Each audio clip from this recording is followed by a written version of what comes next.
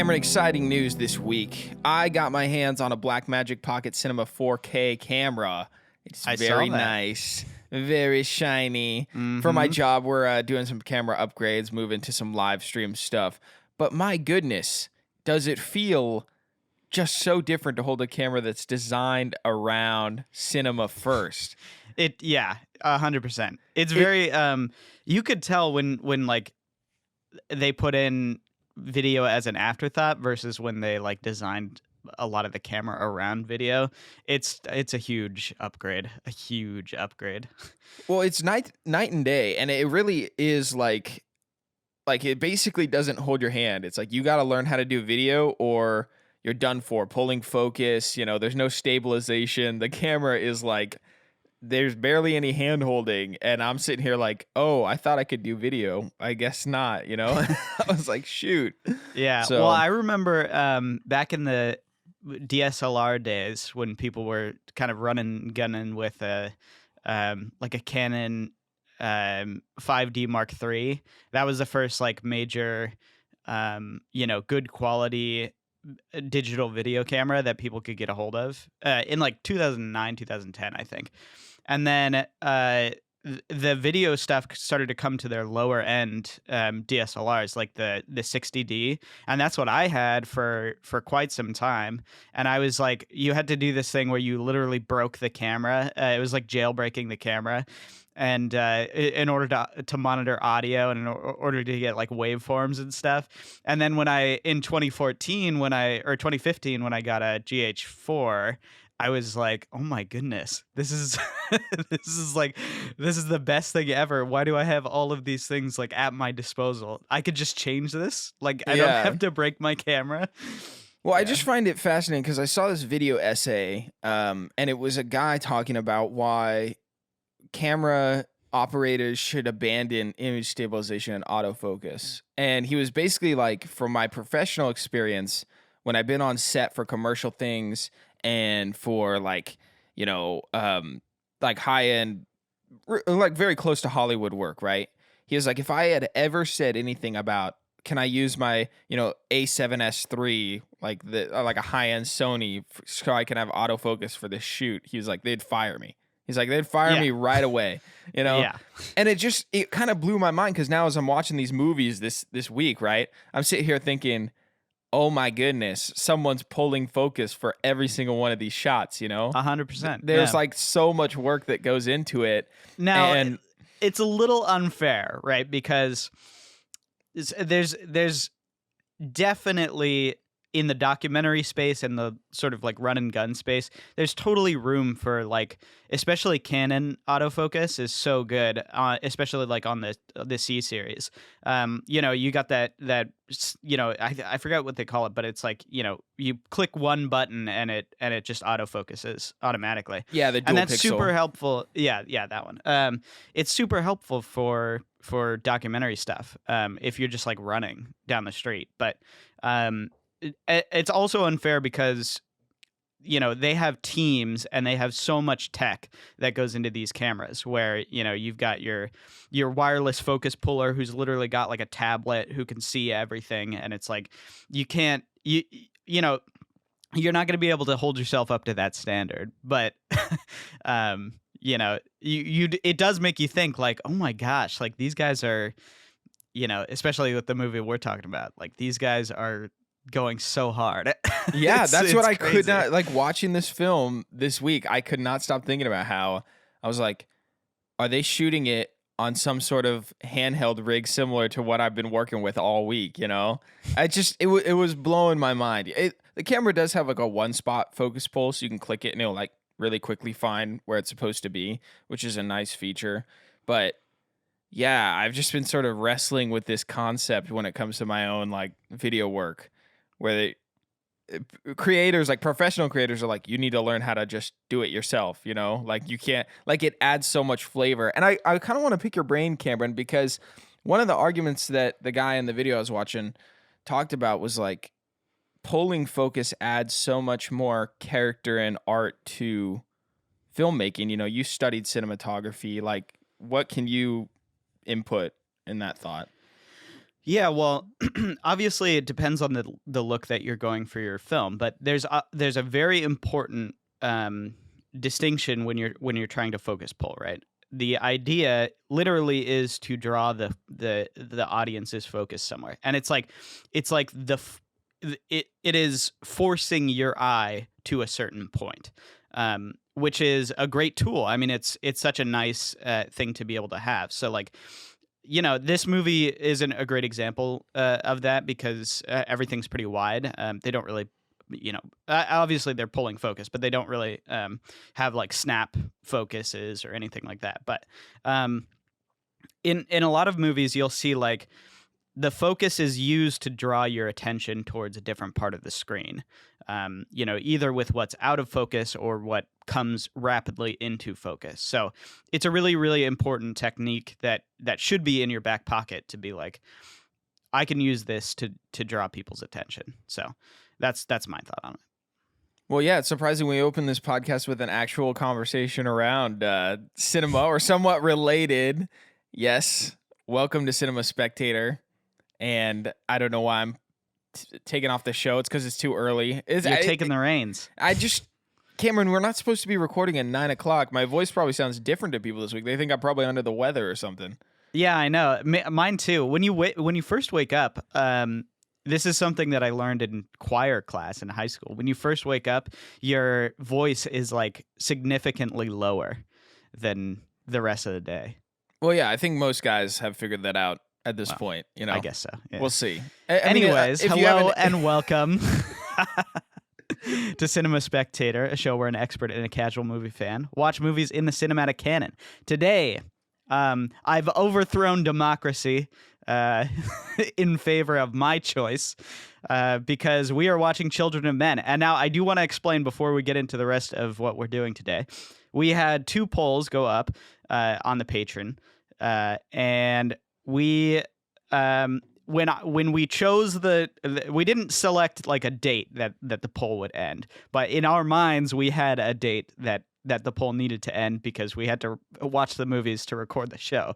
So if you look at it now, the poll has changed because Juzo, the traitor, has changed his mind. But before, it was a 2-way tie and then a 3-way tie, and Juzo changed his mind to Minority Report. But because it was such a 3-way tie, I decided that we were going to watch the movie that I wanted to watch, which was Children of Men. So no complaining. And also, this next week, there's another poll. If you haven't voted in that, please do. We are going to close that off, presumably in the next couple of days. And right now, there is a tie between her and Annihilation, I believe. Ooh, both ones I want to watch, But I downloaded the results, and because I could see who voted for what, and I saw that Tim voted twice. I don't even know how that's possible, but I'm disqualifying one of his votes. Well, hold on. I think the way it works is he voted for one and then clicked on another one after. And so he voted twice, but technically he has one vote. That's how it works. I'm pretty sure. Okay. Well, in any case, we'll see. It's still tied right now.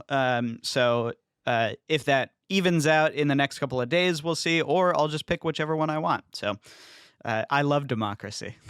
Well, yeah. Thanks for participating in that, Patreon. So remember, you can write in your questions if you support us at patreon.com/ECFS Productions. Get access to a commentary track. This month's commentary track is on Blade Runner. I had my girlfriend sit down and watch it. She hates sci-fi movies, so it was very interesting to sort of experience her wild attention span going left and right during the film, and also her ending thoughts. You can skip to that if you don't want to sit through the minutia of watching it all. And so you can get that for just $1. A bunch of other stuff, including your questions read on air, just like Tim Smith wrote in to us again asking, Isaac, what has surprised you the most about this podcast? What were your expectations? How has your view changed of cinephiles and art house film, if any? Cameron and I have been doing this podcast for just about, 8 months now? Pretty close to that. And the pitch, of course, is for Cameron being the expert to expose me to a bunch of these classic films. If you scroll down our episode list, you'll see a bunch of important movies and maybe some that aren't as important, but it's all been in the spirit of exploring these artistic films that most normal people don't watch, like me. Overall, I think I have been more surprised than I thought. I really anticipated that this show would be monotonous. Watching a lot of films that reminded me, like in my mind, like made me think of I'm Thinking of Ending Things, which is a film that we did watch for this podcast. I just anticipated every single movie being like that. Because I just can't, I don't know, like some of my experience with art films is that's what I expected, you know, almost no explanation and degrading the viewer, where it's like you just won't understand it at all, you know, like you will be like, you are so dumb that you don't realize the smartness of this moronic collage of images, you know. I'm just like, what the heck, you know. So my mind has definitely opened up to ideas, particularly in black and white films. Because it seems like my initial thoughts were like art house was either the weird I'm Thinking of Ending Things or boring black and white movies. And to sit down and watch like Casablanca and actually enjoy it was surprising to me, you know? Granted, I am willing to give films the benefit of the doubt. I'm usually sitting down like ready to find what I enjoy about them, right? And I could see some people like, you know, my girlfriend Jules is basically a skeptic from the start, where I am anticipating the best, and when I see the worst, I just say, well, at least I tried, but they clearly weren't, right? So that's sort of my own like viewing bias. So yeah, like black and white films, like everything with Wilder was just very profound in a lot of ways. I feel smart when it comes to movies because I know stuff about Wilder, and most people have no idea who that is. So I can't believe they're missing out on him too. Like I feel like he's a filmmaker that more people have to watch his stuff. It's so good. So yeah, I definitely think my mind has been expanded, and I've seen a lot of like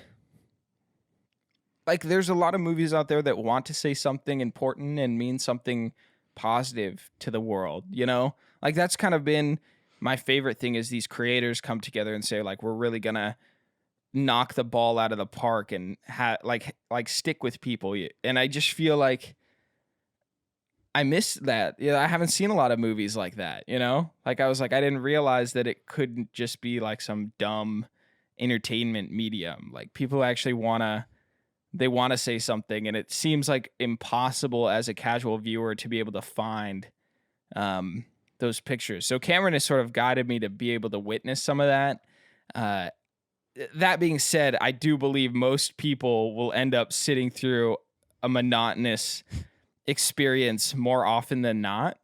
And so I hope this show can be a guide, and in a way, like Cameron's responsibility in picking some of the movies is for your own entertainment listening to the show, but it's also an opportunity for you to hear of movies that you haven't heard of before, and usually he's pretty tasteful in introducing some of those as well. So yeah, I mean, I think there was definitely a decision that I had to make early on about how much I wanted to torture you, and I think I've led on a good balance, because there are actually genuinely things that are important to watch that are not going to be fun, which is too bad. But I think it's important that you cover that ground, and I've tried to sprinkle that in as best I can and not like overload you with that, or else you kind of get like beat over the head, I would say. So I mean, I think that's a great way to sum it up. It's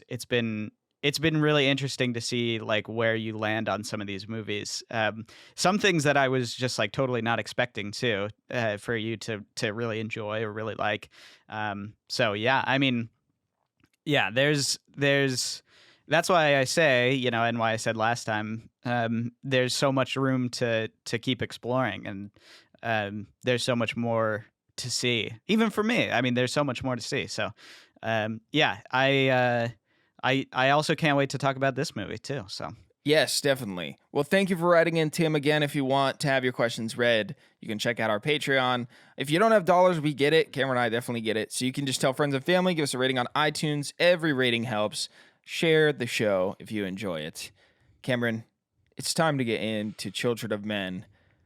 I have a few things to say about this movie that I think are, I don't know, like there's a lot to pull apart, but it is kind of one of those like films that I think is artistic, but kind of like just on the line of like that blockbuster feeling, right? It has Yeah, that major blockbuster feeling. So give us an intro 100%. into it.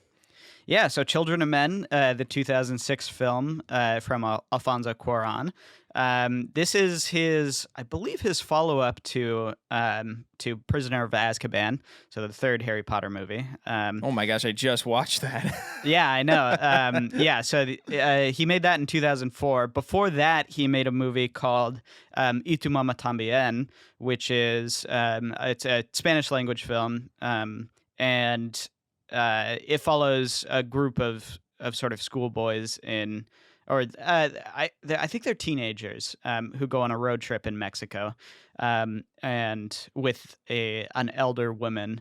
And it's very raunchy, but it also has sort of it does a very interesting thing that I want to talk about later that this movie also does. But the um, the idea behind this movie and sort of the plot driving scenario is that all women become infertile. And no babies are born after, I think, 2009 or 2010. And so it takes place in the near future now. It takes place in 2027. I can't believe that this movie was like 15 years ago now. It's like crazy. Wow. It makes us feel pretty old now, huh? I know, yeah. So it takes place in this sort of very violent, very chaotic world where sort of civilization has broken down a bit. People are dealing with massive unrest and the economic collapse that comes with not having children to support, and not having sort of a new generation coming up. And it follows the story of a man who, and I don't really want to spoil. I guess it's fine because it's in the log line. It follows Clive Owen's character, who is very. He's kind of disassociated with this, organized group. They're classed as a terrorist group, but it's this organized group who is trying to get a pregnant woman out to a boat in the middle of the sea to get to sort of an ambiguous safe haven. You don't really see it, but it's more or less. It's called, it's like a sanctuary essentially, and she's the first pregnant woman in 20 years or whatever. So it follows the journey, the chaos, and sort of the very I would say like in a really heightened way. It's almost like a documentary of their style, or of their journey to get her to safety. So yeah, it's really well put together. I think that was one of the. I mean, like, we haven't watched a ton of movies that were in the 2000s on this podcast, right? And so to be able to sit down and watch a film like this that is, it's pretty high blockbuster, but it Totally. has like these small characteristics that make it like stand out, that it just has like elements that might be considered like tropey at the time. I mean, I just looked, 28 Days Later came out in 2002. That's a zombie movie. This is right before the zombie explosion in culture, right? Walking Dead was what, like 2010, 2012 or something? Yeah, They I had think like a ton of video games coming out around zombies. So the apocalypse feeling, or the apocalypse like setting, really blows up here in the next few years after this film. But what I think this movie does with its setting is it links it in a not so far off like future and it's grounded, and the cinematography style is constantly handheld. Almost every shot is shaking, so it makes you feel like you're experiencing the world that's falling apart, and all these little snippets and scenes that let you kind of understand what is happening around the world from like newscasts and newspapers. Like there's all these little nuggets that make you that really draw you into this very depressing world. Um, and amongst all that incredible setting is sort of this, point A to point B plot that's like they're trying to get to this one spot, and you understand that, and you're in it for the ride. In some ways, it's very much like Mad Max Fury Road, where there's one direction, they're trying to get there, and there's obstacles along the way. But the goal and the setup to that goal is very, very simple. I wouldn't say this movie is very complicated in terms of its plot. What makes it so interesting and so colorful, in almost a similar way to Mad Max, is that it's the influence of the world around it. The sort of the creeping in that you get of people, the interactions of them with their world and the world as a setting. It's really, really interesting to see sort of like future Britain. That's very like it's a, under complete lockdown in a sense, and is very you can tell it's like very totalitarian, which you would expect in a situation like this. Like it's literally the end of the world. So this is the only way that they can get out of this. But as for the plot, I mean, it's super straightforward. Point A to point B, like you said. Yeah, so the setting comes in and engages you. The characters' past and motivation is very, like, I don't know. It starts kind of boring, but it really evens out in a way that I just feel like in some of these like post-apocalyptic plots, some of the characters can seem so run of the mill, exhausting, just not very interesting. They're not very sympathetic, besides the fact that they're human living in a bad place, right? Like that's almost as far as some movies go. But this film takes its time to really establish that this guy isn't just depressed because the world sucks. Like he has a past that you get small snippets of. He has relationships with characters that are almost like symbols of hope in his life, right? Like there's a lot of character development that is subtle but so effective in this movie. And I love the way that the storyline in the movie slowly like wraps its fingers around the lead, right?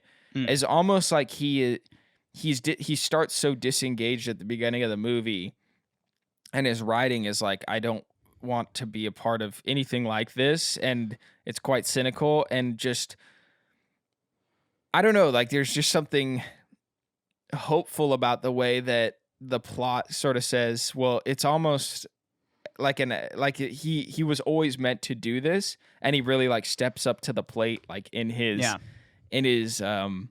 mission, Yeah, it's interesting. He goes from like a completely disengaged person who's like only there for the money to like literally running into the middle of a battle, and it's crazy to see that change in a character for sure. I do want to mention just a little bit more on the background of this movie. You said it was right as the explosion of post-apocalyptic movies came. That's true. It's a little preemptive, but this movie flopped when it came out. I mean, it did terribly. It was a huge budget movie. I think like $80 million, and it didn't even make its budget back. So as much as this movie is looked back on now as like a bona fide classic, um, this was not very popular when it came out, and I'm not really sure why. I think it probably is like maybe 3 or 4 years um, before its time. If this movie came out like 4 years later, it would probably have been blown up. But in 2006, I'm not sure if this is the movie that people wanted to see necessarily, if that makes sense. So I think this movie has an interesting like feeling to it. I'm part of it is that it's so early in the morning that I'm sounding stupid on the microphone, but like what I'm trying to get across is that it is under 2 hours and the movie has so many moments of slowness and like air and breath, right? Like from scenes on the farm, that oh my goodness, there's that incredible scene where he's like trying to start the car like at the oh in my the gosh, early yeah. morning. Like that is such an awesome just setting and also like edge of your seat like plot moment, right? Yeah. To the brief moment where they're like in the school, right? Walking around in there and it's all empty and destroyed and you're just like, wow, like and the pregnant lady's like on the playground and I don't know, it's impactful, it's heavy and it's so well paced. I think that's really like So what I'm well getting paced. at, right? It There were moments in this movie. This is, I don't know. I've seen this movie probably 7, 8 times now. It's genuinely one of my favorites. But there were moments rewatching it where like I was like holding my breath. I know what's gonna happen, but like just in the moment, you're like, oh my gosh, like this is so insane. And there are times where it like just does not let up. It's like bad after bad after bad after bad. Obstacle after obstacle. And then, like you said, there are these other moments of just lengthy, like, relief in a sense, where it's like we can just stop for a sec and admire the fact that there's a rundown school that's been abandoned forever, and you don't even have to talk about where this is or what this is. You understand the concept, like this is because there's nobody to fill it, and it's like there's it's just brilliant. Like you said, it's so brilliantly paced. It comes like it hits you with like such hard action and like intensity, and then it goes to these sort of moments of peace and moments of like almost like hope and reflection. It just made me see how much inspiration was taken from this movie in this video game called The Last of Us that most people have heard of, right? Yeah. And one of the ideas that I thought of when watching this movie was I was like, I was wrong. When I played The Last of Us, I was like, literally, this story cannot be done in a movie because you have to be like, you have to play it. It cannot be like 2 hours. There's no way they could do anything like this. Like it has to have that stretching moments of silence, the personal dialogue, right? And I would say The Last of Us is really cool because it has more character development in those silent breaths of fresh air, right? But what I think is so impactful about this movie is that, like, I was really thinking about violence in it because violence is visceral in Children of Men. And I cannot get the scene out of my head when he like hits that guy with like an ammo box or a brick. Yeah. Right? Like that. I think it's a battery. I think it's like a car battery. Oh, dude. Like there's it's so restrained up until the final like conflict, right? With how much violence you see, and it is always sudden, like extremely fast from the moment with the car and the like roadblock that happens, and it's just like so sudden. From the very opening scene, I mean, you're just you're just following this guy. He's out for coffee, putting his sugar in his coffee, and then everything goes to hell, and the the opening credits cut on someone just holding their arm, and you're like, oh my gosh, like this is crazy, like, and there's not really, that's an introduction to the world, not really an introduction to the character. You know what I mean? That opening is more setting than it is, who the character is, because that's secondary um, to the to the actual time and place that it's taking part in. Yeah, I couldn't stop thinking about the Last of Us game, and I just felt like I couldn't believe that this movie achieved so many of the great beats of that game within a short time period. Like, there is not much to shave off this movie. Like, it is back to back packed, and that's what leads to it being such an engaging experience. I watched this movie with Jules, also because we watched Blade Runner the night before, and then we watched this, and her thoughts on Blade Runner were sort of like, I appreciated some of the world and the big ideas, right? But the characters and stuff, I'm not following them. I'm not attached to them. She doesn't like sci-fi, and so when it's so far out there, she's not like in it. But something about this was just close enough, right, to real life. It was grounded enough that by the end, she was like edge of her seat, like totally invested in this movie. And she does not watch movies very easily, right? The scene with the car at dawn, or at the sunrise, right? She was just like holding her breath, right? And man, like, there's just so many moments in this where it refuses to let you look away. Do you know what I mean? Yeah, That's kind of 100%. That's kind of why I'm surprised, right, that it didn't do well in the box office. Besides, maybe it's extremely depressing cover, and like, I don't even know why, but something about the title, the cover, the I'm sure the trailers for this movie looked pretty brutal too, but it's a depressing movie, but it didn't feel like, I don't know. I can't say it because I haven't seen it, but like, some people reference The Road, you know? Oh no, it's totally different. Like, this movie is much more hopeful. Like, the road is just like genuinely depressing. This movie, as much as things are messed up in the in the world that they're living in, I think this movie does a really great job of giving you those like little bits of light at the end of the tunnel. There's the I mean, the ending, the sort of the whole plot, is very hopeful. Hopeful for humanity, hopeful that there's a fix to whatever is going on. And even if there's devastation and, destruction in the meantime, like, I think it has actually a pretty hopeful vision. Yeah.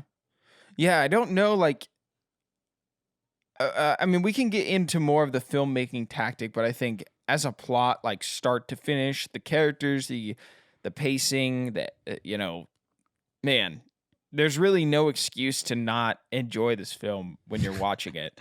100%. It does a great balance of depression, depressing subject matter, and hopeful air and light at the end of the tunnel stuff. I was pretty impressed. I was actually very, very impressed with it overall. Cameron, I want to talk about maybe some of, because it's so well paced, right? Maybe some snippets of the production, editing, that you want to talk about, maybe the handheld style and things like that. Yeah, there's so much to talk about with the just the production of this movie is insane. It's so it's just so well made. So the choice obviously was made early on to do this as sort of a handheld documentary style of film, and obviously that's very difficult to do in a post-apocalyptic world, where you're doing sort of these long, drawn-out takes.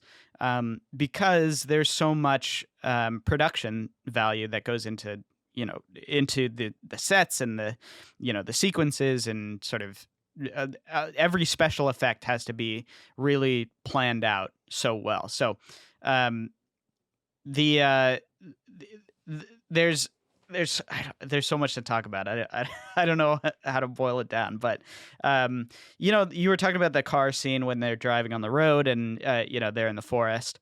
I guess sort of full spoilers because I don't know what I'm gonna mention or spoil. Yeah. But that sequence is kind of infamous because they are really in a car that is really being driven, not by the actors, obviously, but that is really being driven down a real forest. And there's actors outside, there's actors inside. And you look at that sequence, like, how in the world, like, literally, this is impossible. You know what I mean? Like, this is impossible. They have to, this has to be CG. But it's not. They really did that. And part of the way that they did that was they built an extreme piece of machinery that was their sort of it looked like a car on the inside and looked like a monstrosity on the outside because they couldn't have a camera crew in there. And they were able to, so it was like a go-kart that was driven in the front. And the sides of the two halves of the car would swing out of the way as the camera was going through. And it's really nuts. I implore everybody to go and look up pictures because it is crazy. But it was just a feat of ingenuity, of genuine, it's just craftsmanship. It's like total artistic craftsmanship. Emmanuel Lubezki, who is the cinematographer, is genuinely a genius. Has shot some of the greatest looking movies of all time, this included. And I don't know what else to say other than just like praise. It's a feat. It is a complete feat. Well, I'm gonna pick out some moments in the movie that I think are fantastic. We can't stop talking about the sunrise scene because it's shot at sunrise. Like, how did they even? Did they time that, or was that sorry? Fake, that one's a different one than what I'm talking about. I'm talking about in the forest. Right. In the car. And remember, it's sort of. You almost don't notice it when you're watching it unless you know to look for it. But have you ever shot anything in a car? Oh, it's ridiculous. Yeah, it's terrible. It looks terrible. But they're literally, going from person to person. They have everybody, in frame at one point, and they're sort of moving inside the car. And you're like, how in the world do they do that? And then at one point they swing out, and the car is rolling down the hill and it's burning, and then they back up and like everybody starts running from the forest, and then she gets shot, and then there's just like utter chaos around, and it's all in this one unbroken take from he wakes up in the car, he takes a nap and he wakes up, and then until he shoots the two cops. Oh my goodness, dude! That's all one unbroken take. That's unbelievable, actually. I can't believe it. So obviously it's, some of it was probably match cut, where, there's a movement that they match in the editing process.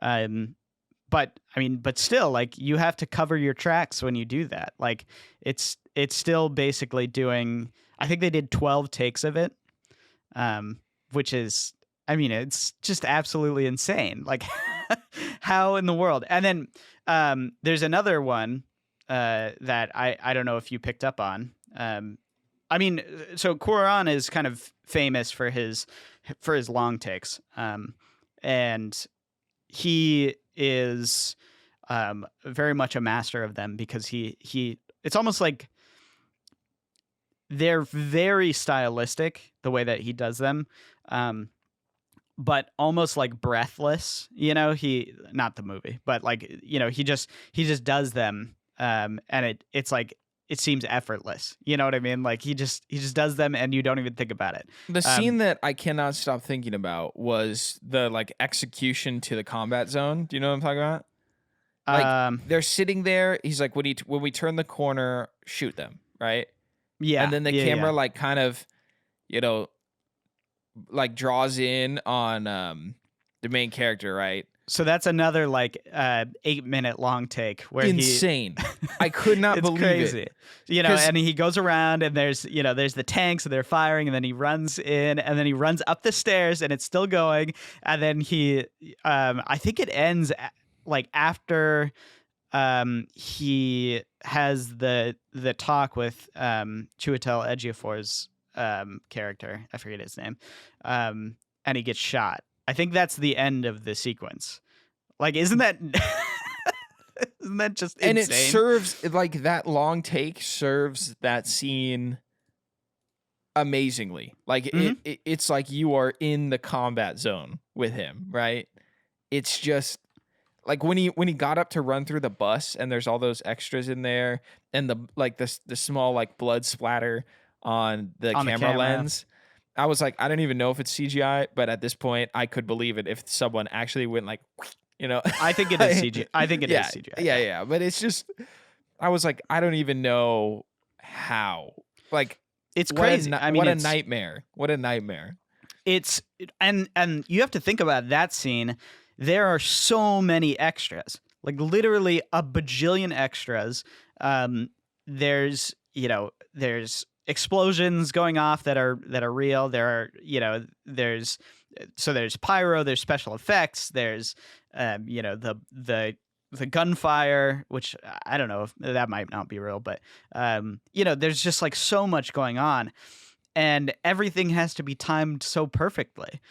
And then there's another long take, which is right after that, where he comes out with the baby.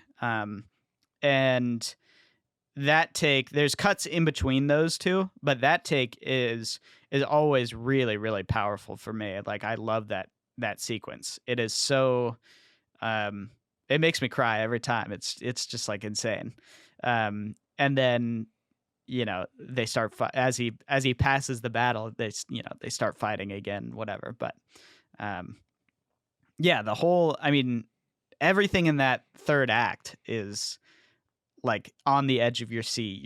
You're like locked in, Yeah, I check just because purposefully I was like, this movie is moving, but like towards the middle mark, I was like, how much longer? And there's an hour left. It's only 2 hours long. I was like, wow, I feel like this movie's been going on for a long time not in a bad way, but I'm like, it feels like an epic, like it's really moving. And I'm like, okay, an hour left. That was like a blink of an eye. It felt like that ending sequence is over so fast when you're watching it, because I think a lot of it has to do with, the cinematography we're talking about. I don't like shaky cam footage is so difficult to work with. And I'm not saying that this is like shaky, but there's a lot of handheld movement with it. Mm-hmm. And I just could not help but exclaim in that final battle. I was talking to Jules. I was like, look how much effort they're going through to show us what's happening.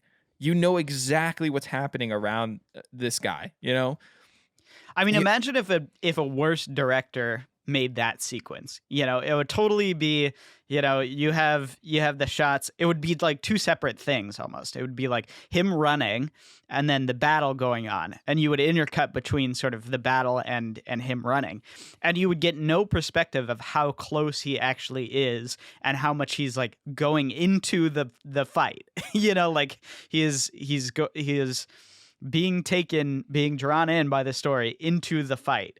And I think most directors would not do this as well as he did. It's crazy. I I mean, I'm sure there's more production stuff you want to talk about, but it's like for me, this movie's a no-brainer. Like I feel like this movie's for everyone, and Yeah, I 100%. don't mean to like jump to the rating stuff, but I'm like, I feel like you just gotta see it. You know, you gotta see Everybody it. should see this movie. Yeah. I can't believe that it didn't do well because if Jules can sit through it, that's usually how I feel. Like if Jules can sit through it and actually enjoy it too, like that was the other thing. For a depressing, brutal movie, like she was like, yeah, that was pretty good at the end. I was like, wow, like I did not expect to hear that from you, you know? Yeah, I think it's become a modern classic, one that people look back on and are like, oh my gosh, this is a feat, this is a genuine, it's a masterpiece, I think people have looked back on this with reverence, I would say. Tell us a little bit more about the director. Like, what has he done after this movie? Because, I mean, you mentioned some of his films. I knew like 2 of them, but what happened to him? Well, he's still working. He made a little known movie that you love called Gravity. Oh, no. No. Yes, he did make that. So that was his next feature. And then so that was 2013. He really only makes like one movie every couple of years, like 4 years maybe. And then after that, in 2018, he made a movie called Roma, which was produced by Netflix, which, I mean, I think it won Best Picture, right, in 2018. I don't know. Side note, I tried to start watching the Oscars. I couldn't get past like 2 minutes. I did watch the Oscars actually. I mean, we can talk about that more at the end, but I literally was like, I should watch this. And just the opening, I was like, I'm not gonna sit through this. Like that's kind of how I felt about it. It was so weird and boring, and I was like, what the heck is happening? Well, anyways, Roma, it won a bunch of awards. Everybody loved it. I thought it was good. Juzo hates it. He thinks it's terrible and boring. But I do agree with him though, in that he does everything that he does in Roma, he does better in his earlier movies.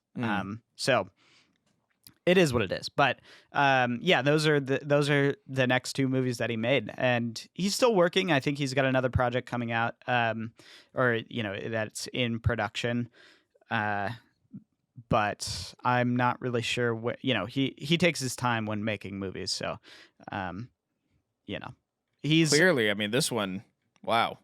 He's part of what's called the Three Amigos, where they're 3 Mexican directors from, I think, the same city or the same area of Mexico, and all kind of came up at the same time.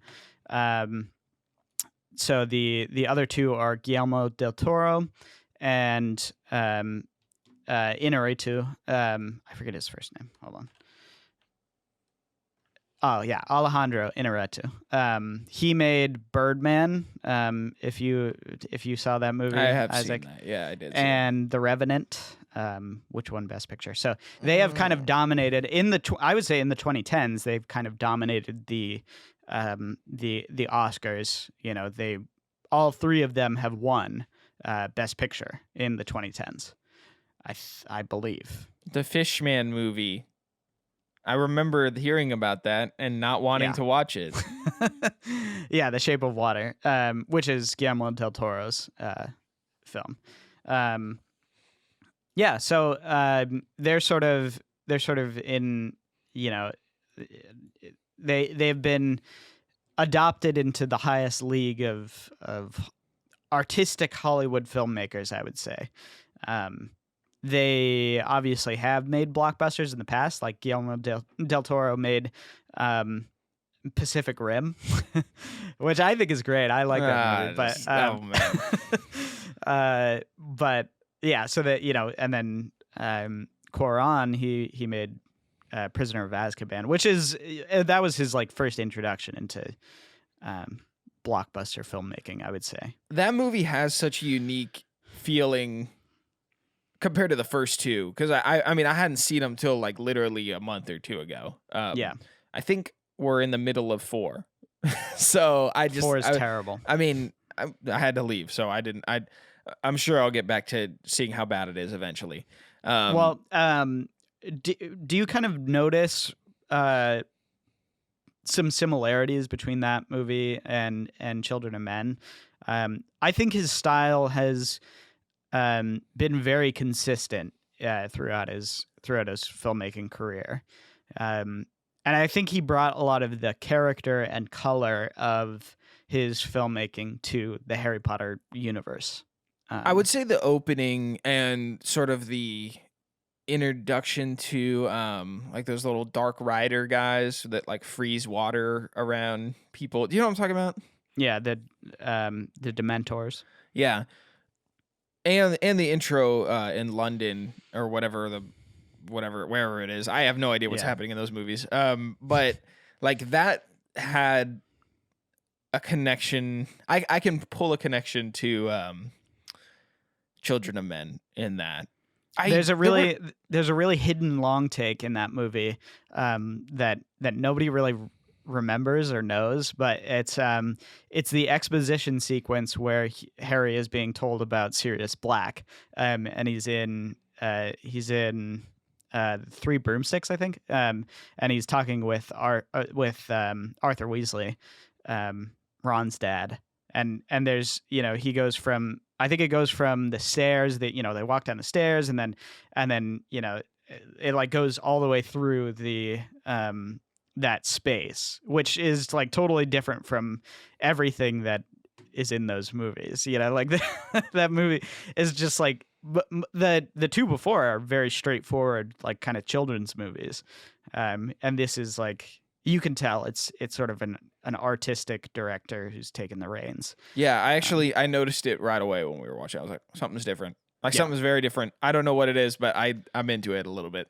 Yeah. I think I didn't like the direction of some of the plot at the end of that, because I'm not sworn to the books. I don't know anything about what's happening in that. I was just like, what the heck is this time travel thing?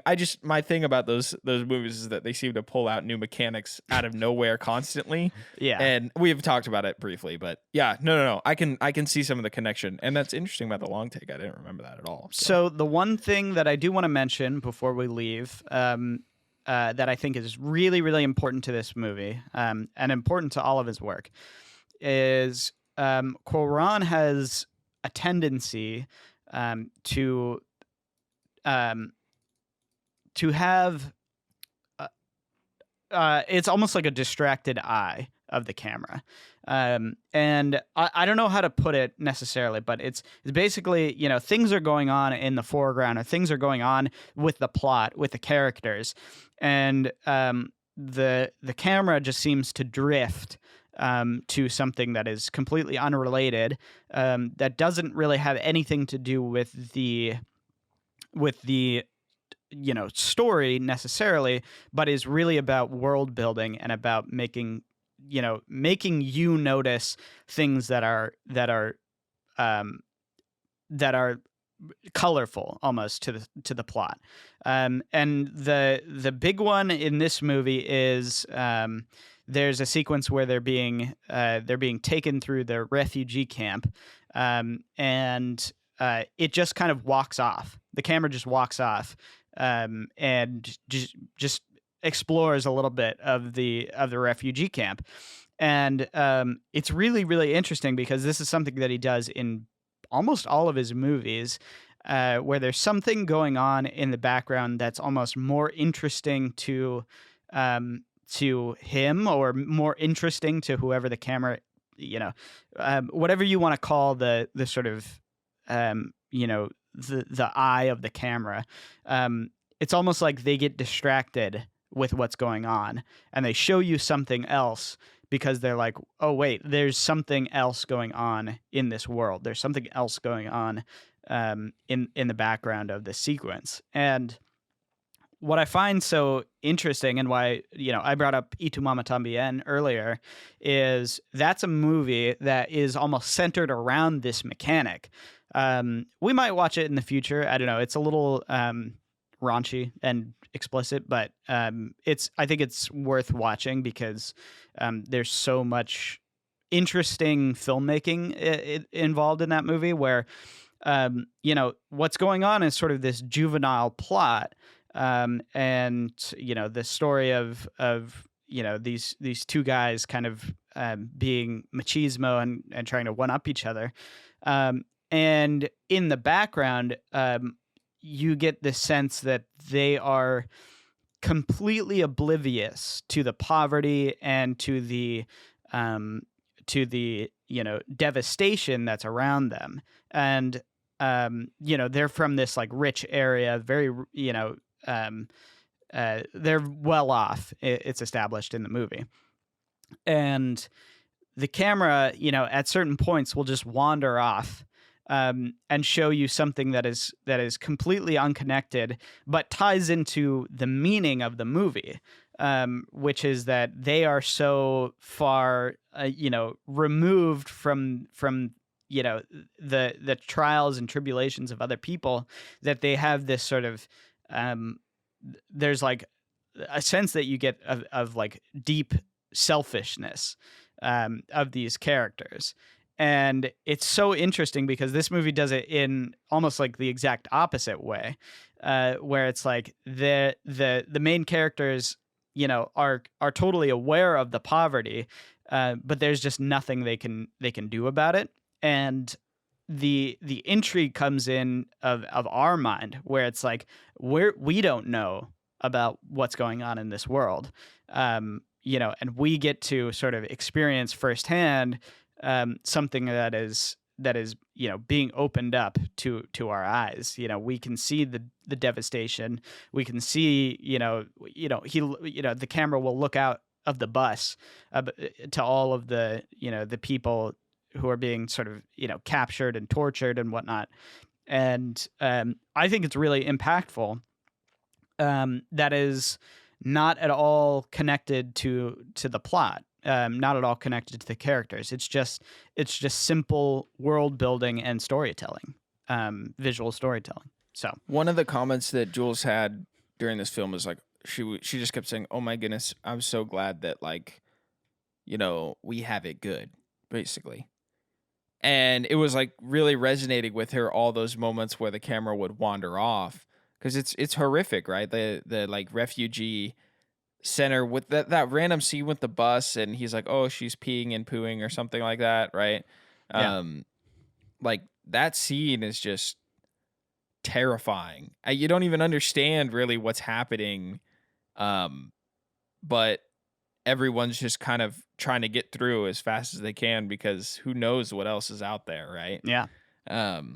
Yeah, I didn't really notice that technique at all, and it's almost a pull for me to want to go back and watch it just so I can notice all the things you're talking about, right? From the car being a transformer around the camera to like the one takes that they hold for so long. Yeah, I don't know. Like I didn't notice, but I did realize the breadcrumbs that they leave and how they lean into them in a way that makes you feel smart and engaged versus like, "Hey, see this? Do you see this?" Like Yeah, they're more 100%. like, "You can be attentive. We trust you'll be attentive. We're not going to hold your hand. You're going to see it and you're not going to forget it."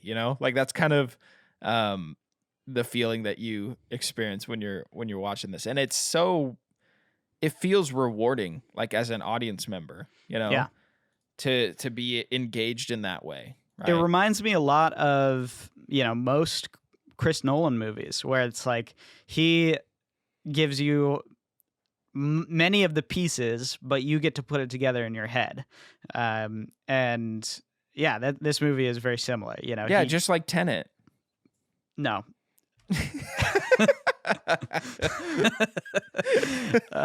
Not like Tenet at all. Tenet does the exact opposite. He gives you way too many pieces, and you're like, "What?" He actually mixed 3 puzzles together. Yeah, and said, figure it out. Yeah, exactly. He's cruel. He gives you like 50,000 piece puzzles and shakes them up in a bag and dumps them out. You like puzzles? You guys like puzzles? Maybe that was just the ultimate film for Nolan to say, "Stop dissecting my movies so much. Just stop." Maybe. I mean, he was like, this one they'll chew on this one for a while. Watch his next movie be just like mundanely start to finish. Like, I would love that. There's literally like just zero room for debate. If you did just like a straight drama, that would be cool. It would be interesting if he attacked his next film with a statement so strong that had zero debate. Like, it was almost like just he wanted to say a hard truth and get people mad or something in his production. Like, he was just like, there's zero room for debate. Like, my statement is tied, sealed shut, you know? Yeah, it would be interesting. But yeah, I mean, I think yeah, this movie is so brilliant. It's genuinely one of my favorites of all time. It's a movie that I go back to pretty frequently, a movie that I think about a lot, and one that has stuck with me as, watching it as sort of a young budding filmmaker.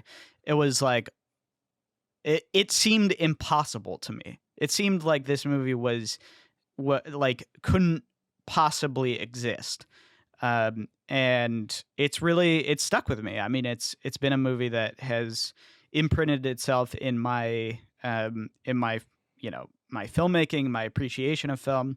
It's one that's really left its mark on me. So if you haven't seen it, it's brilliant. Just go watch it. It's like there's no excuse. And it's only like you said, it's only an hour and 50 minutes. Like, that's crazy. So I can't believe it's that short. It feels so much longer in a good way, which is it feels like an epic tale of, like an epic journey. It feels like Lord of the Rings, Yeah, no, definitely. Well, yeah, I think that wraps it up. Cameron, I'm stamping for everyone. Are you stamping for everyone? I'm stamping for everybody. Shot of the film, obviously you could say the one take. For me, I thought the sunrise scene where you can see the extras running behind the car as he's like in it and he's checking his mirror. It's almost like a split framing. So half of it is the guy in the car. And then you can see the guys running down the hill as the car's like flying down the muddy road with the bumps. I'm like, dude, this just how? Like, I was like, did they really shoot this during sunrise? I think they must have, yeah. That's like a split second to get it right, you know? Well, that's another thing about The Revenant, not his movie, obviously, but The Revenant was basically all filmed in the short period between sunrise and the sun like fully coming up. So like they only had like an hour to shoot every day. Which is crazy. It's like they want a scheduling nightmare. They just want to like, that crew probably hated it. Yeah, I mean, they were miserable the entire time because they were in the cold in like winter and had to film this movie about a guy and a bear. He was like, if I don't get an Oscar for this, I quit. Yeah. Well, I think that pretty much wraps it up. Cameron, thank you for doing an early recording. Sorry for the reschedule. Again, no, it's all right. It's always me, guys. It's always me. Just know Cameron's always on it. It's always me with the reschedules. So, yeah, no, I will say right now, if the tie continues, I will be picking her, because I love that movie as well. So, save me from that. Please save me. You're gonna love it. It's a wonderful movie. Okay. Well, just kidding. I don't think you're gonna like it. Yeah, it's we post every Monday. We're still doing sci-fi for a little bit longer. Then we'll do a couple miscellaneous things before we get into another themed month. Any closing statements, Cameron? Anything else besides that Patreon update? There's no excuse to not watch this movie. It's so good. I guess the only excuse is that you have to rent it, but there's no excuse. It's good. It's very good. All right, all. We'll see you next week. Cinema Spectator is an ECFS Productions podcast executive produced by Darren O'Neill. If you want your name read in the credits of the show, you can check us out at patreon.com/ECFS Productions to achieve this status. Thank you, Darren, for the support, and for the rest of you, we appreciate your support as well. Have a good one.